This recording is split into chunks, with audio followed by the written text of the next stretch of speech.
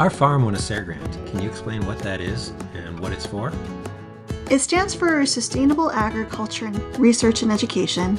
We got the Farmer Rancher grant, and what we did was purchased subsoiler, an undercutter, a power harrow for bed prep, drainage, harvest. We got a PTO-driven compost spreader. We also got a couple of Rohan 2s, one for our farm, then one to share amongst the other 2 farms that were part of the cohort. We used those for planting, weeding, and harvesting. And then we also got a fence trimmer to cut down time keeping our fences maintained, and pallet forks to help ease the load of the really heavy stuff to move that easier. The idea of the grant was to demonstrate how to shift over from more manual labor to tractor cultivation while maintaining a regenerative mindset, using low impact, continuing to improve the soil and to increase revenue, production, while decreasing strain and overuse injury, and then showing all of that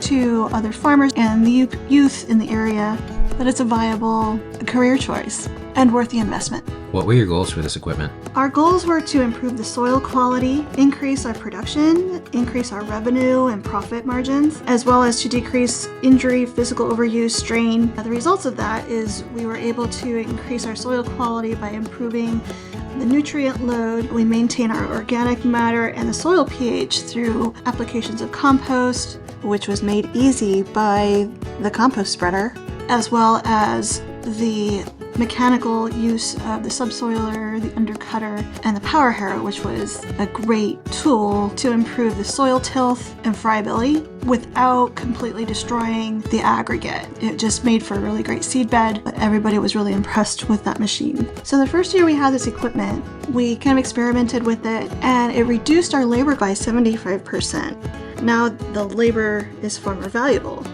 Instead of paying somebody to move compost in buckets that took 40 to 70 hours, now we're paying them to move compost with the spreader, and it takes 6 hours. So in turn, we were able to double our revenue, even with failures in the early spring.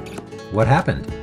We had a really tough season. All of June, we had about 4 inches of rain per week. And then the first week of July, after it was already soaked, we got 6 inches in 2 hours, which took out a ton of crop, but also our driveway and our road in 2 places. It did quite a number on the farm.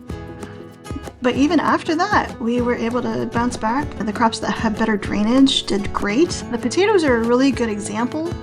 We increased our potato revenue by 10 times by planting 5 times more and decreasing the production cost. Partly because of the reduced labor costs, but also we were on the receiving end of an equipment sharing with our neighboring farm letting us borrow a potato harvester, which was really nice. How did the shared equipment program work? So the shared equipment program was part of the grant to not only use this equipment on our farm, but to share it with 2 other farms that we formed a cohort with. And the idea was to not only use this to improve our farm, but also to improve other farms as well. Because it is expensive equipment. It is a big investment for one farm. But if we can use it for many farms, and the old saying of a rising tide lifts all boats. And we kind of all live by that saying in our little community here. So I wanted to share this equipment with them because everybody's expanding, everybody's kind of reaching their limit physically, and this will just enable everybody to be able to continue growing their farms without killing themselves. So who are you trying to reach with the results of your demonstration?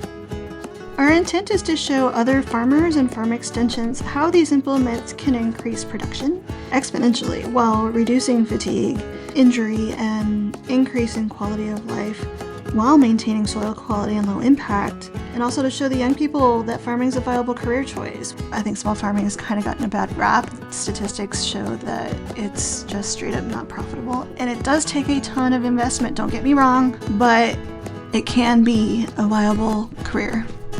It can be profitable. And I think using these types of pieces of equipment are a strategic way to make that happen.